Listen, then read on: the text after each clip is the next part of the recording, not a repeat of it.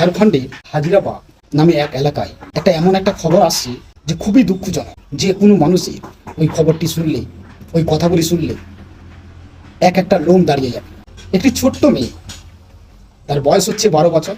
ওই হাজিরাবাগ এলাকায় সে ভিক্ষা করে খেত, তার কাছে মেয়ে খেত।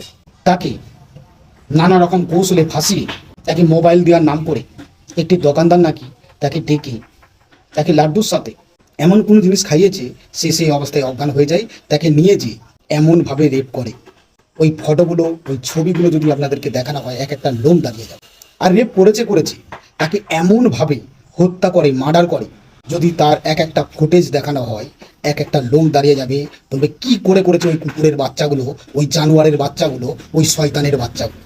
এবং তাকে রেপ করার পর একটা পিস, একটা আঙুল, প্রত্যেকটি জিনিসকে ভাগ করে কেটে একটা পলিথিনের মধ্যে কুড়িয়ে একটা খালের মধ্যে ফেলে দিয়ে আসে। আমার একটাই রিকোয়েস্ট ঝাড়খণ্ডের পুলিশদেরকে, হাত জোর করে বলবো, যে ওই ধরনের কাজগুলো করেছে তাকে এমন সাজা দিন, চৌরাস্তার মাঝখানে তাকে ফাঁসি দিন। সকলে যেন দেখে ওই ধরনের কাজ করতে ভয় পায়। কারণ এইভাবে যদি না তাদেরকে সাজা দেওয়া হয়, তাহলে এইভাবেই প্রত্যেকটা দিন কোথাও না কোথাও রেপের খবর আসবে, আর রেপ হতেই থাকবে। আর একটা